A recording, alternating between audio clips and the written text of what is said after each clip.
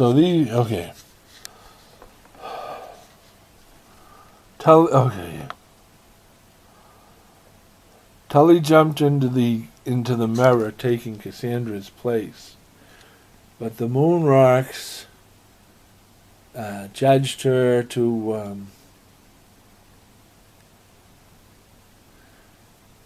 be a good person and all, and so they sent her back, but they upgraded her wheelchair.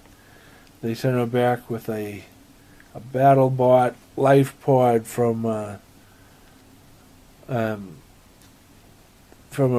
earlier race they had met, the Beldians. And so now Tully could fly. And Cassandra danced a happy dance because she was finally free. So these moon rocks, they just touched down on Earth and then they moved on, asked Jamaica. Yes, said Tully.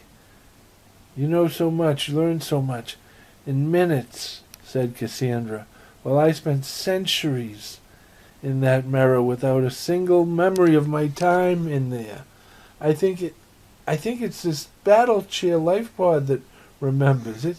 It remembers everything. I have memories of galactic empires in my head that vanished millions of years ago. Crystal clear memories of things that I have no way of knowing about. But they're as clear as if I had lived them. Cassandra began teaching some of the sisters, and because her vibration had shifted, she had become someone who could share the gift with others. She had become the sisters' moon rock. Tully, in order to maintain her normal life as a college student, switched her chair to camouflage mode so that her chair appeared to be an average wheelchair. And then she continued on with her daily routine. Then one day Tully appeared as a hologram in the White House. Mr. President, we have to talk. How did you get in here? I'm just a hologram. What? Who are you? My name is Tully, and I'm a college student at Salem State College. But enough about me. Our solar system is defenseless. If an asteroid or meteorite, either natural or artificial, was aimed towards the Earth, we are like the net, the goal in a football game, undefended, with no goalie guarding the net. So I am upgrading your military's non-binary Zeta computers so that I can communicate with it more efficiently. How do you know about... Now, have you the schematics to... No. How do you know about the Zeta computers? Oh, it's difficult to explain, Mr. President, but now you have the schematics to build space drones that can serve as an early defense warning system to protect the Earth. You'll be amazed at the upgrades I've made to the Zeta computer. Thank you, Tully. You're welcome, Mr. President. If you need me, just ask your Zeta computer. She knows how to reach me now. The President ordered everyone into the Situation Room. The entire interaction with Tully holograph was played for the government officials. What happened here?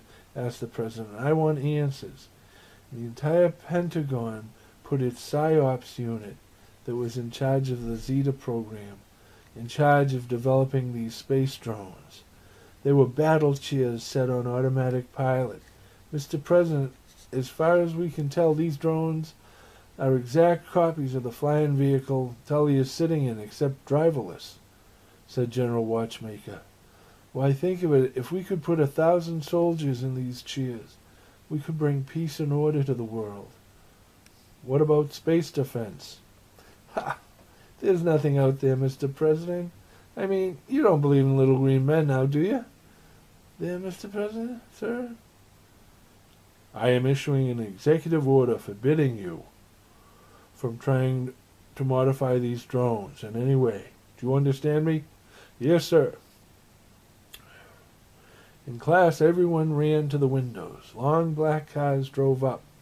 It was the President of the United States. We need you to come with us. What? Asked Tully. I told you how to reach me. You are too important of an asset for us to leave you exposed to the world. Air Force One. Where is that? Where was it? Wait a minute. We need you to come with us. What? I told you how to reach me. Telly, you're too important of an asset for us to leave you exposed to the world. Air Force One is waiting to bring you to Psi-Town, the safest, most protective spot on the earth. But my friends, my life, you should have asked me first. Tully, your nation needs you. Yes, Mr. President. General Yolaban Watchmaker walked away thinking, all right, Mr. President, I cannot modify these chairs, but she can. To himself, he was singing to himself. Now it's only a matter of getting her to do it. General Yolaban Watchmaker found the perfect candidate. A young former soldier, Tully's age, who had lost his legs to an IED. But he still had his pretty face. Gunnery Sergeant Zhang. Yes, sir. Sir, yes, sir. Soon Tully and Zhang were in a relationship. And he was filling her head with questions like, imagine if children in wheelchairs could fly. Imagine how happy they'd be to have a special ability, not just a special need. Yes, but I have memories of worlds that destroyed themselves when alien tech fell from the sky because the social institutions to support and deal with that technology hadn't been developed yet. So the Peace and Order Camp overthrew the Flowers in the Field Tree Hugger Camp on every planet. And then the Peace and Order Camp turned on itself, the snakes devouring its own tail, until to regain peace and order, one side or both pushed the self-destruct button and achieved, if only for a moment, heaven on earth. A civilization's final words were always the same, on earth as it is in heaven. Be they Peace and Order Camp or the Tree Hugger Camp, they want the same thing, for it to be on earth as it is in heaven. Although their image of heaven is exact opposites of one another. One camp sees heaven as a place where love comes first, while the other camp sees heaven as a place of gates and levers that run like clockwork. Every planet has a version of St. Peter's Gate, a visual that tells the Peace and Order Camp all they need to know about heaven.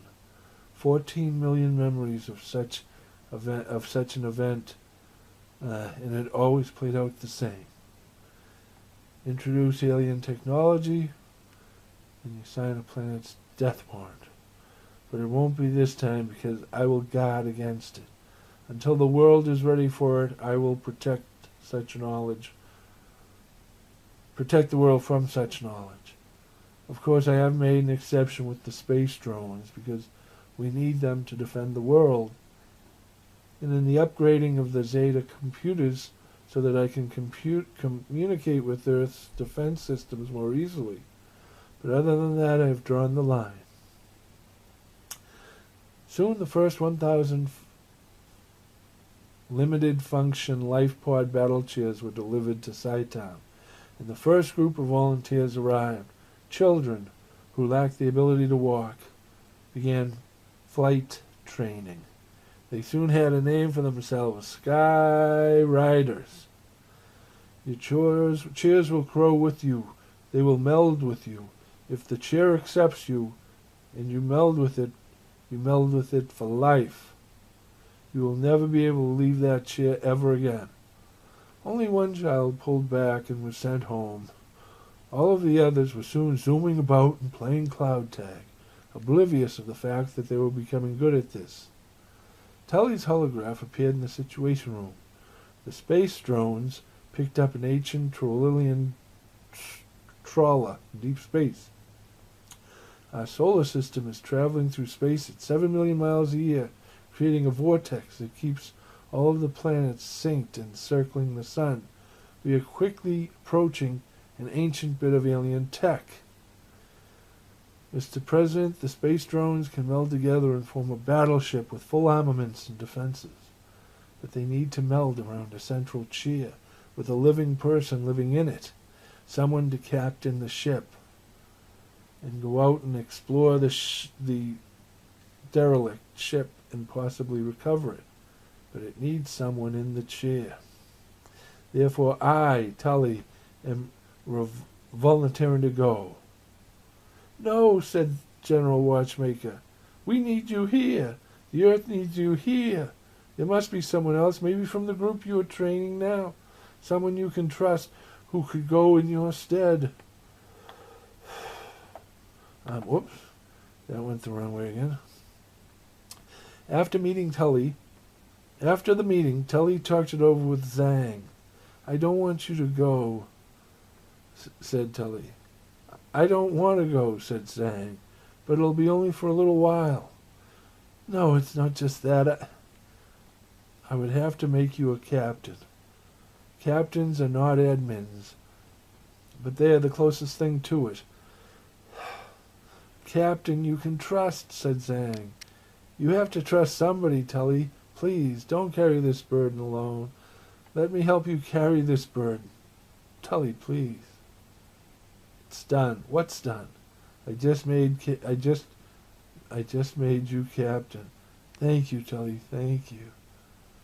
At each milestone of Zhang's journey towards the derelict ship, Tull and the president would be in the situation room watching Zhang's progress on a holograph.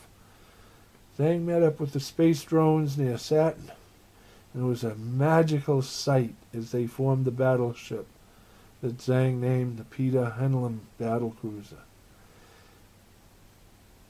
Peter Henlin created the first watch, a small clock you hung on your pants belt so you could always know what time it was. Zhang sent 20 space drones into the derelict ship to explore and also to render it harmless. One drone went into the heart of the propulsion system, and then other drones, and then went into phase so the ship could not be started without dire results. And the only one who could take the space drone out of phase would be an admin. And other drones went into the Carillion class destroyers' weapon systems and did the same thing. After all this, the threat level was still at 60%. Zhang knew this was still an unacceptable risk, but he began pulling the ship towards our solar system anyway, and sent another group of space drones into the ship.